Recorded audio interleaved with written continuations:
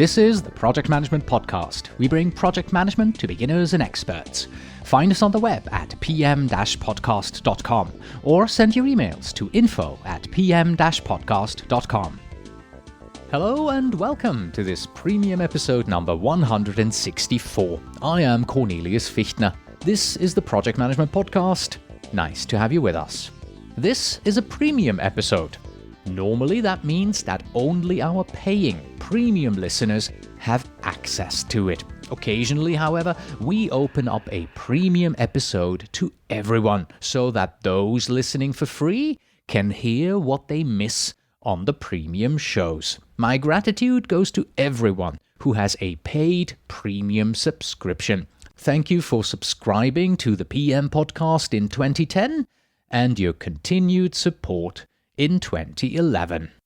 In this episode, you will hear another round of predictions from my 7 guests. They are, in order of appearance, Hal Maycomber from reformingprojectmanagement.com. Terry Dersher from planview.com is next. Then you'll hear Ian Knox, Vice President Marketing of Daptive.com, Josh Nankivil from pmstudent.com, Elizabeth Herrin from pmforgirls.com, and we close out with Mark Perry from botinternational.com and Tom Mokel from 10step.com.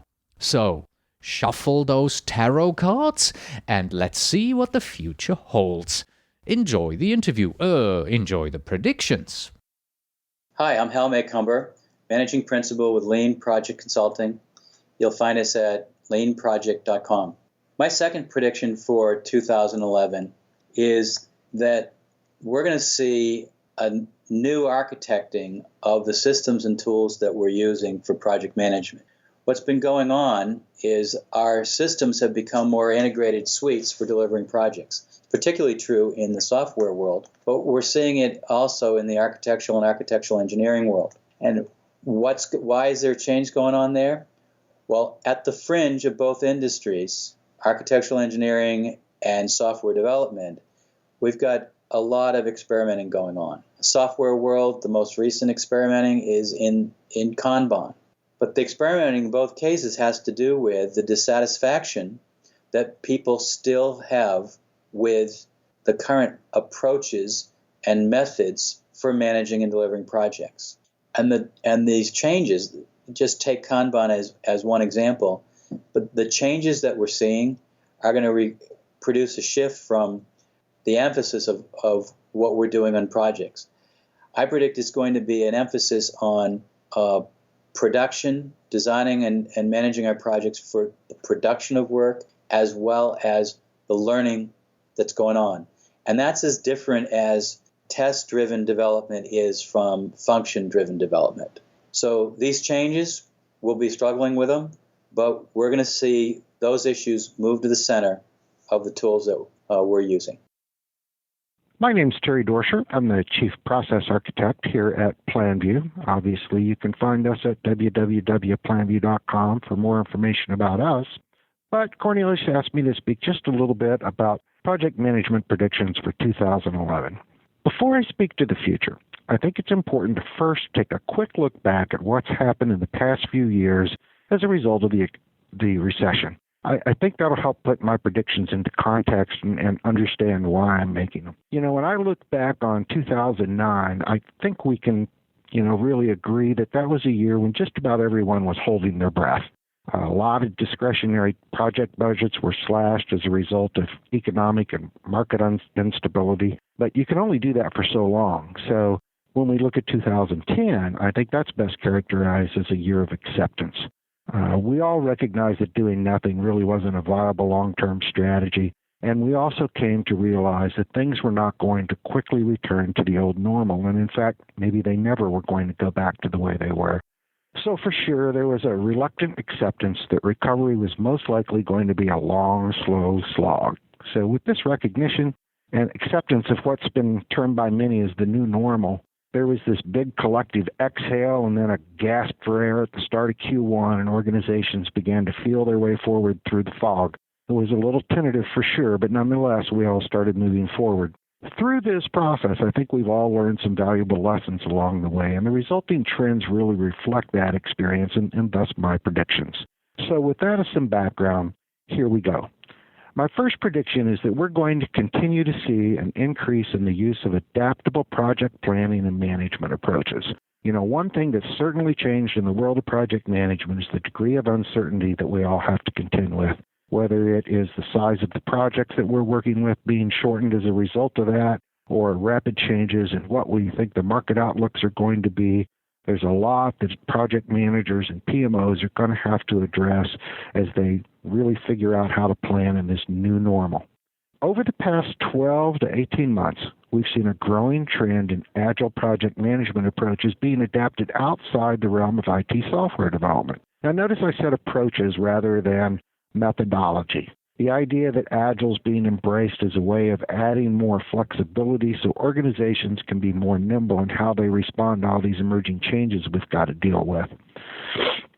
Mark Perry and I did a webcast in mid-December about the current and future state of PMOs, and one of the subjects that we covered was that we're seeing a decreased reliance on blanket adoption of standard XYZ or methodology 1, 2, 3 as this panacea for better project management. One of the lessons we've all learned is that just like politics, all economics are local, not just by country or state or region, but by industry and ultimately down to individual organizations. So as a result, we're seeing more companies and agencies recognize there is no single right approach and that everything's got to be adapted to suit their own specific circumstances, needs, and levels of maturity. Organizations are starting to give themselves the freedom and, quite frankly, the permission to be more thoughtful and introspective and a lot more selective about how they choose to define their operational processes rather than simply blindly adopting one particular approach. I think we'll see less reliance on heavy, detailed CPM waterfall schedules and use of more checklists. Many project managers are going to need to significantly adjust how they plan and interact with others compared to the old accepted ways. Jim Fafara at Colorado Springs Utilities gave a great presentation on this subject at the 2010 PMO Symposium that was held in Dallas in November. Hi, this is Ian Knox, VP of Marketing at Daptiv. You can find us online at www.daptiv.com. So one of our predictions for next year is around enterprise project management officers reporting to the CIO.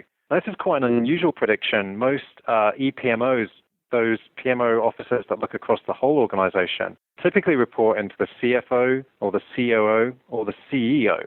But what we're finding, and it's a very interesting trend, a lot of the best practices in terms of project management around project intake, around resource management, around portfolio balancing that have been perfected in IT, folks in companies are now looking to take that outside into the business. And who's better to do that than the folks that have most experience, so the PMOs within IT.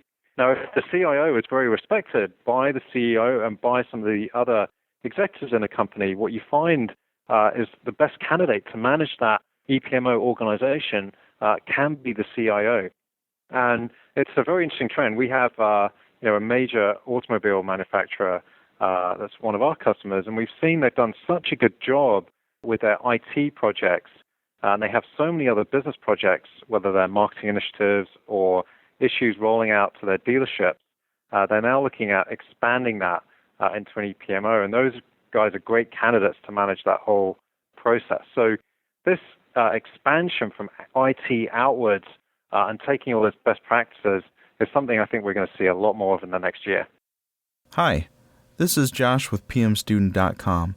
For me personally, in 2011, I'm going to continue to develop the lean agile approach that my teams are using right now, where within a larger government project, a waterfall project, and so I'm using these lean and agile approaches within a waterfall release schedule, which is a little bit strange and hard to manage, but I'm going to be pushing for more and more continuous integration, not only just within my teams, but also within the other teams that we interface with, the other systems that we interface with, before we get to our waterfall releases, so that more and more I'm planning on moving towards the waterfall release cycles to be a little bit more of a check-the-box activity, because we've done a lot of this integration along the way as we've gone.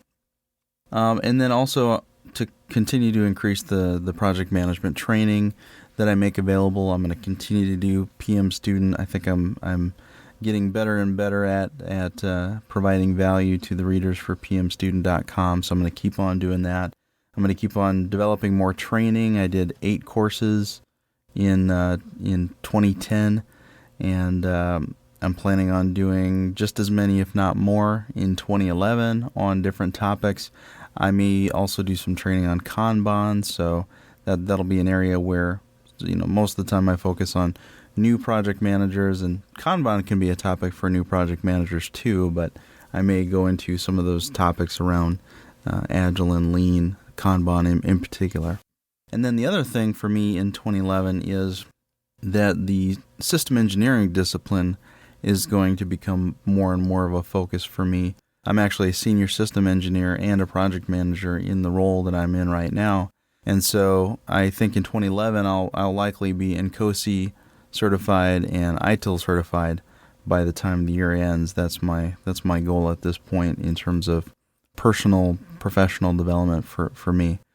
And, really I think Glenn Alleman has said in the past that he thought that more and more that we would start seeing project management as a subset of the systems engineering discipline, and that's much the way that NASA sees it.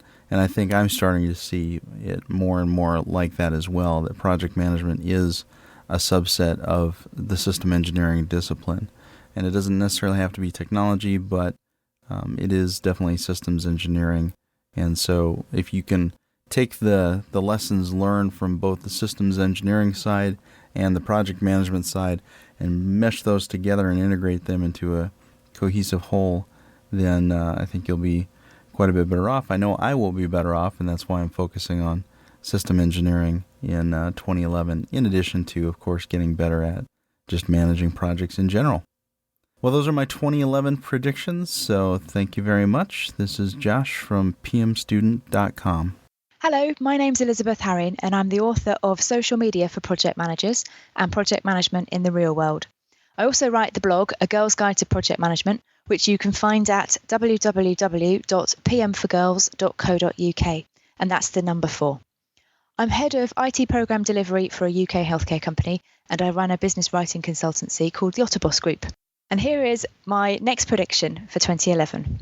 I think 2011 will show a slow increase in the amount of organisations adopting cloud computing and new technologies like social media and collaboration tools behind their firewall. So a combination of both organisations using the cloud and organisations adopting technology but hosting it themselves. Project managers in turn are going to have to start using these ways to communicate and collaborate. And I suppose it's a bit of a cheat for me to say this is a prediction, because I first spoke in public about this in 2008. And even this year, I've been surprised at how long it's taken some people, some organisations, to really get switched on to the idea that these tools are available and have business benefits. However, I think hopefully we're now at a turning point, and I think while some organisations will adopt new technologies and make a success of them quickly, others will take a long, long time to get any Web 2.0 tools off the ground, and consequently they'll miss out on the benefits. So hopefully we will see an increase next year in the amount of organisations adopting this type of technology. My next prediction for 2011, for next year, will be that there will be more specialised qualifications launched. This year, we've seen Agile Project Management certification, Management of Value, Earned Value certification launched, amongst others. And I think that both PMI and APMG here in the UK and internationally will be bringing out more niche qualifications next year. And with it, we will see again the general backlash that we always see from practitioners around these associations promoting specialism for financial gain. And I think that it's a criticism that we're likely to always suffer from. But actually, I think that specialism may well be the way to go in a marketplace where project managers have a very broad approach to their skill sets. Hello again. This is Mark Perry from BOT International, a small boutique PMO firm that for over a decade has specialized in rebrandable content assets for your PMO. As always, it's a pleasure to listen to Cornelius's podcasts and be on his show. Predictions for 2011.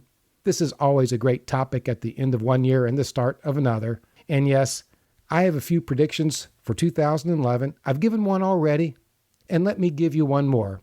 Now, this prediction is a negative prediction. In the year 2011, after years of focusing on developing methodologies that are based upon or patterned after the PMBOK, the project management community will take a relaxed position and laissez-faire approach regarding the extent to which formal project management methodologies need to be developed and followed. I already see this happening within the project management community, and in my opinion, this is bad advice, and let me tell you why. First, it is important to note that most project management pundits aligned to the Project Management Institute and the project management body of knowledge in the project management community are misguided when it comes to methodology. To these people, the purpose of a project management methodology is to apply standards like the PMBOK. What they do not understand is that the purpose of a methodology is not to apply a standard like the PMBOK. Rather, it is to achieve a consistent and repeatable outcome, period, whether based upon one standard, parts of a standard, or multiple standards. So for years, these folks have pushed overly detailed, rigid, and inflexible methodologies.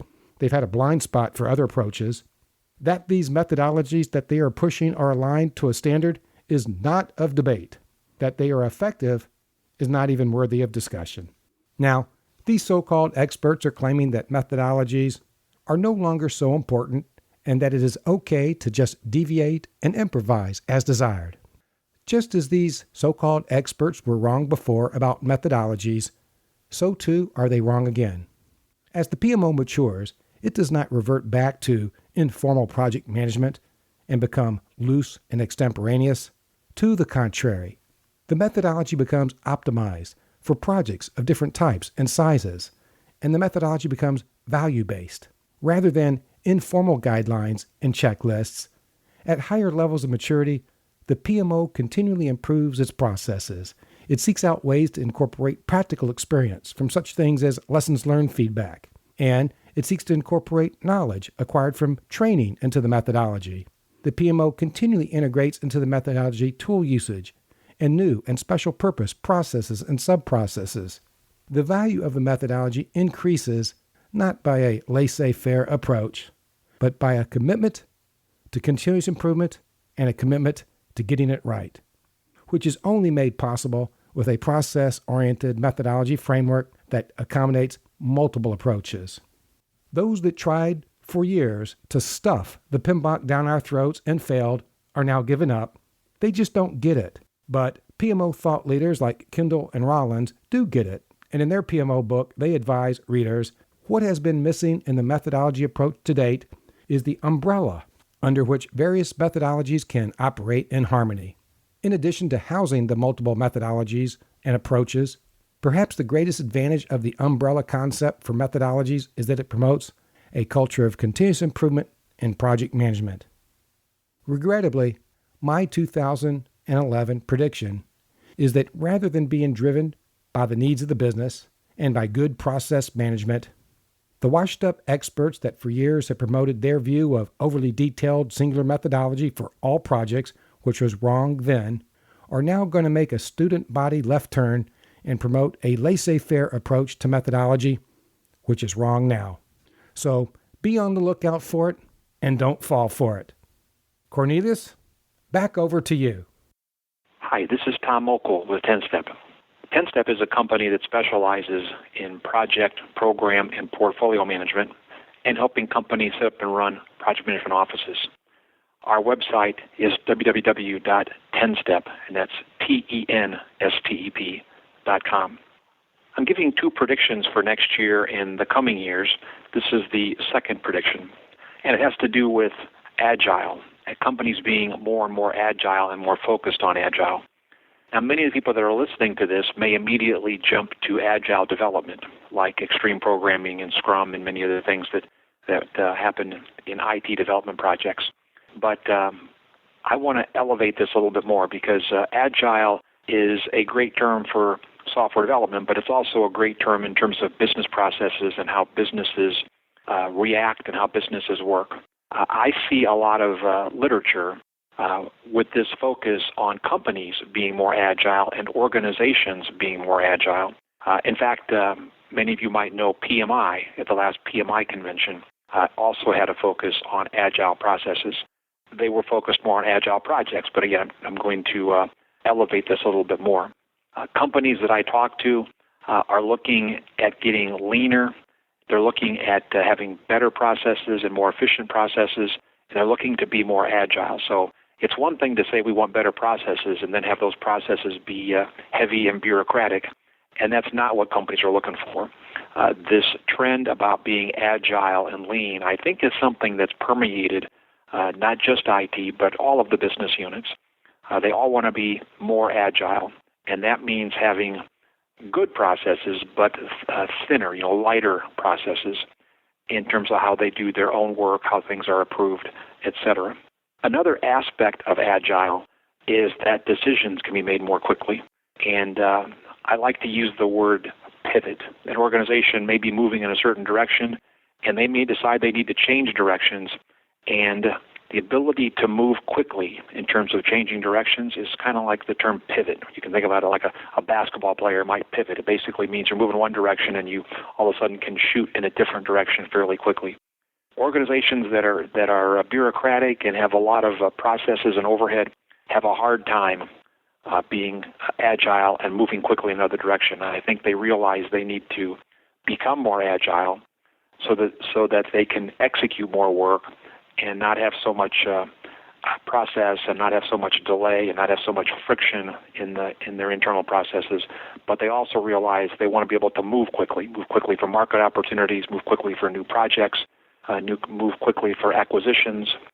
Lots of reasons that companies realize they need to be more nimble.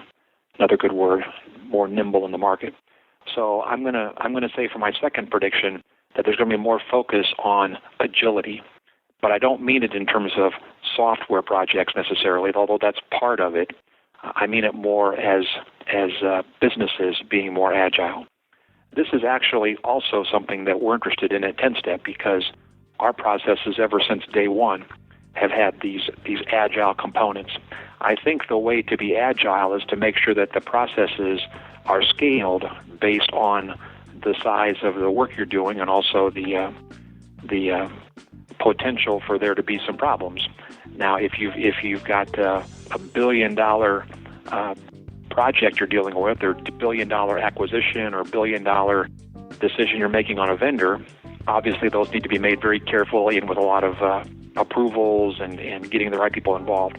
But most decisions don't have that kind of an impact, and so smaller decisions and medium-level decisions should be able to be made with a much lighter process, and that's always been a focus of our company as well.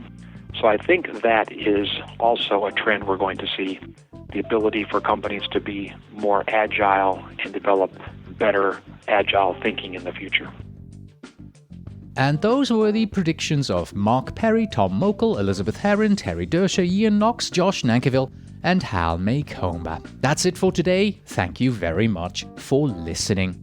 As always, you can find us on the web at pm-podcast.com, and if you are a project manager who wants to become a PMP, then the easiest way to do so is with our sister podcast, the Project Management Prepcast, and study for the exam by watching over 38 hours of video training from pmprepcast.com. Please send your emails to info@pm-podcast.com, and please tell me where in the world you are writing from. And finally, we have this. It's another twist on another old saying. And the old saying is this one here. Do as I say and not as I do. And here it goes for project managers. Do as I say and not as I manage this project. Until next time.